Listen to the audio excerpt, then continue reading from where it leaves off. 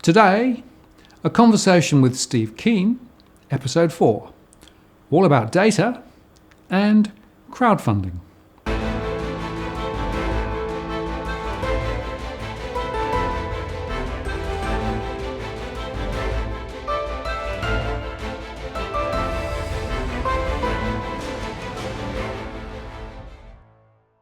Hello again, it's Martin North from Digital Finance Analytics. Welcome to our latest post covering finance and problem news with a distinctively Australian flavour. And so we come to the final episode in our series with Steve Keen. So we're going to touch on two things today. Firstly, how Steve funds his activities. And secondly, we're going to discuss data, because both Steve and I are very data intensive, although in different ways. So Steve, let's start with the question of how do you fund yourself? Yeah, I was at Kingston University for some years, as you know, and one thing I've learnt that there's a particular rule in the education system, how education policy develops. It starts with Australia develops a stupid idea. English think, oh, that's really cool, we'll try something even more stupid. And Australia looks, oh, that was really mad, let's do something even worse. So in 2011 or 12, I think it was, the Australian government, and this is under I think it was actually, that would have been Gillard, wouldn't it? Probably, so I'm not blaming Liberals for this one. No. Decided to deregulate student numbers entirely, so universities could decide how many positions they offered in every subject rather than having those terrible government controls, or make it more like a market. Well, what happened was, the students here they give 5 preferences, and back before when there were quotas, students would look and think, well, I don't think I'm going to get enough to get into Sydney or New South, so I'll make UWS a first priority. So we used to get about 120 first preferences at UWS. The year that change came in, Sydney and New South Wales, open slather, bums on seats, as many students as possible, dropped their entry standards because they could, and we went from 120 first preferences to 16 in 1 year. And then our delightful leader, whatever her name was, Janice Reid, I think, decided to retrench 30% of the academic staff and shut down the economics department, not knowing that she needed to have one because of the accountants needed for an economic course for accreditation, made 5 of the 6 professors redundant, including me. And then I was supporting myself through Rupert Murdoch, paying me for columns in the Business Spectator. And then out of the blue, I got an offer of a job in Kingston, and I went over to Kingston University in the UK to find that the year I'd arrived, the British had copied exactly the same idea, deregulated first-year intake. Now, the UK system is much more sclerotic than the Australian, but it meant that the humanities intake in Kingston went from about 15,000 to 7,000 over 4 years, economics having a similar fall, 50% fall in student numbers.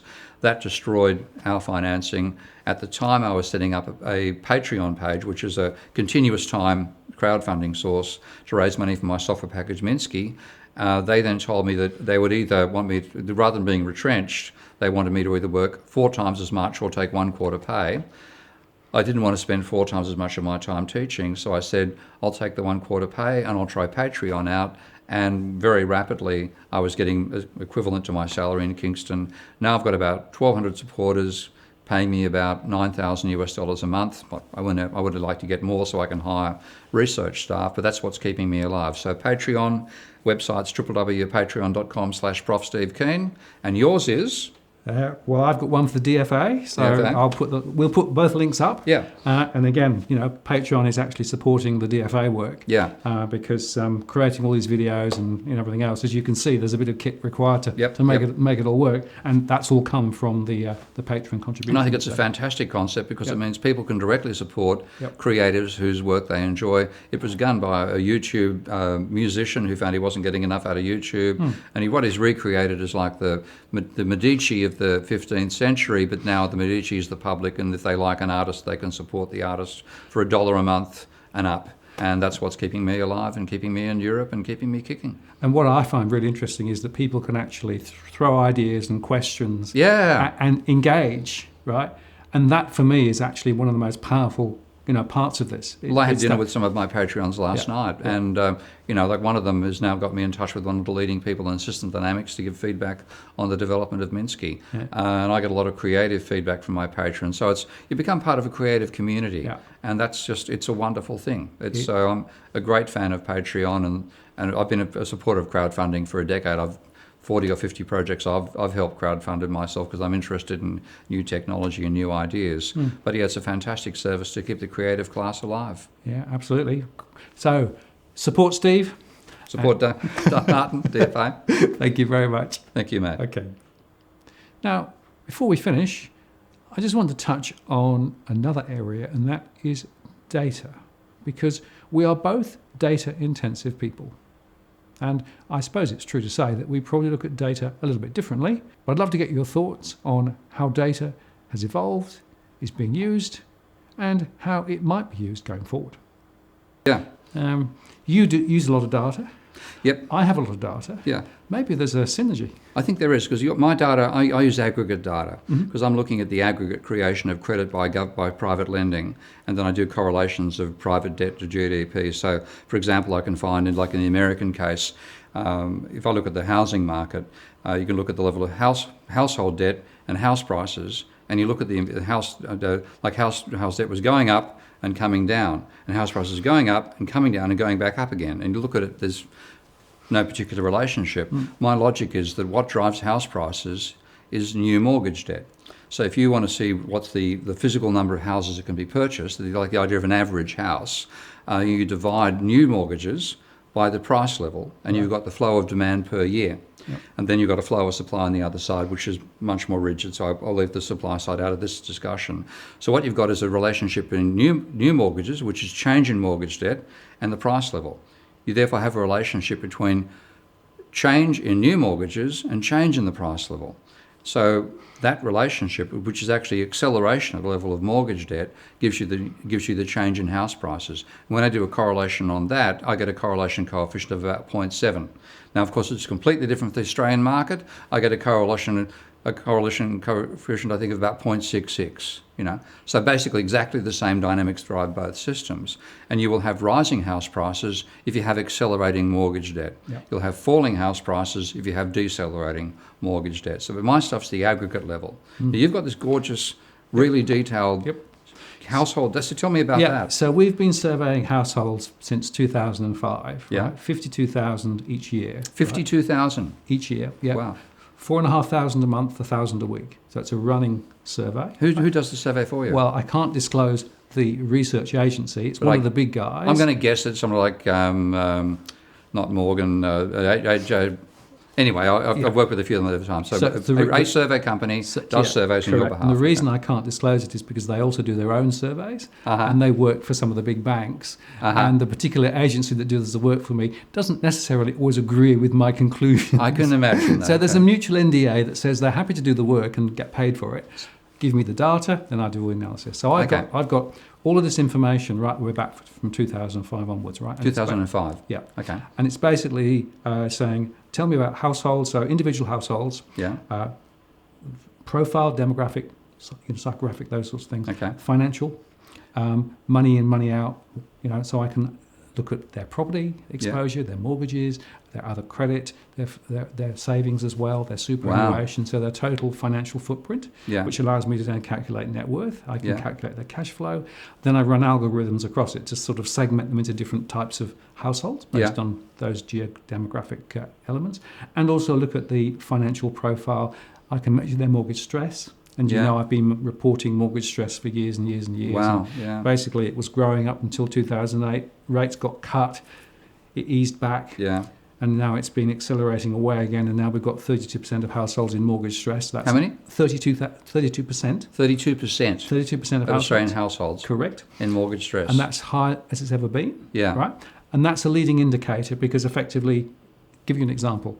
Mandurah, over in the West, 2 years ago, I called this out as the most stressed postcode in the country, right? Yeah. We've just done a post, it's just come out today, yeah.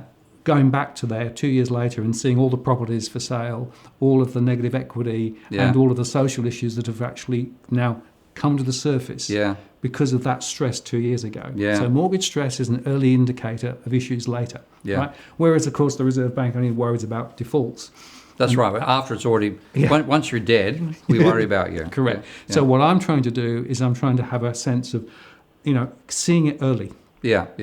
Right. So I actually model defaults, probability of default as well, and risk of loss to the bank. So that whole journey from mortgage stress. So for my mind, looking at how household finances are going, and it's pretty sad to see. Yeah, well, this is actually back on like the Royal Commission. Yeah. Do you have a favourite document the Royal Commission discovered? Well, I think the Westpac data set is the one that, for me... Well, let's talk about that after we finish. But my favourite is the NAB Household Expenditure Calculator. Oh, okay. You see that one? Yeah. When I looked at that, I thought, this is fraud. The people who put this together should be in jail. Yeah. And my favourite statistic out of there's lots in the stats in that. Have you ever taken a detailed look at the numbers? Yes, I have. Crazy. Yes. But like they claim that a couple with no child on 400,000 gross a year, which means a net of about 25,000, are spending, I think from memory, 3,716 per month, and therefore have 21 and a bit $1,000 that they can put towards running a mortgage. And if they're so silly as to have a child, the child will set them back a mere $7 a day. I know. Cheap at half the price. Absolute total fraud. And this is what they call the household expenditure model. And that's when I remember when 2010, like when the housing grant expired and the house price started to fall, and then the Reserve started cutting rates and people were back borrowing again, I was perplexed as to how can households take in more debt than they've got right now? You see this figure, and some poor bastard ringing up and asking a bank a question, they don't get to see this spreadsheet. That's had to be disclosed by the Rowena Orr's team doing his discovery. But the person on the phone says, oh yes, you can afford a mortgage of blah. Oh really? Do you think we can? Yes, you're fine. Yes, with the calculations we've done. Oh okay, well, and therefore the household debt levels rise again, and it's just sheer blatant fraud. Well, I just want to build on that, right? If you look at what APRA and RBA report, right, it's all about loans.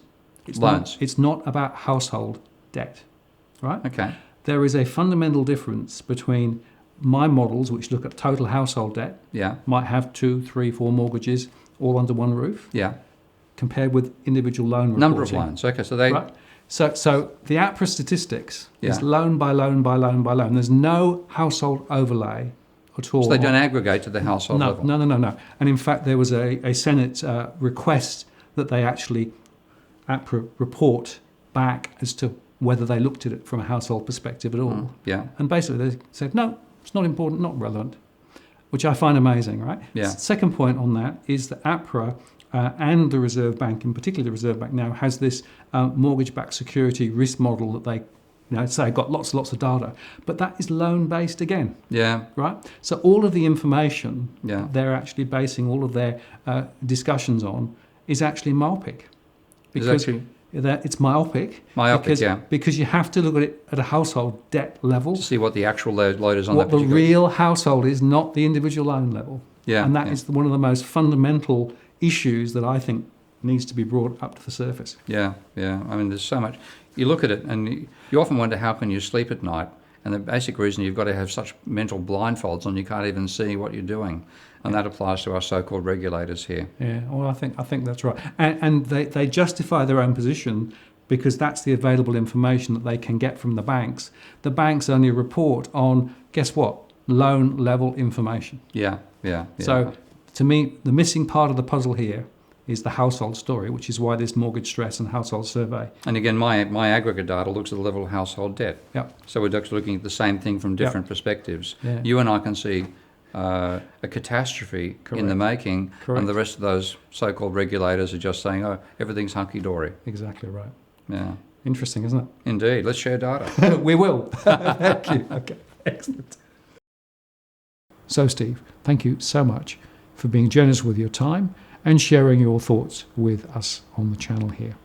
All 4 shows will, of course, be up very soon. And happy travels back up into Europe. But let's keep in touch and see how the issues that we've touched on today evolve. I'm Martin North from Digital Finance Analytics. And just a final reminder, do consider supporting Steve and myself via our respective Patreon channels. This is a really important source of funding for us to be able to do what we are currently doing. I'll see you next time.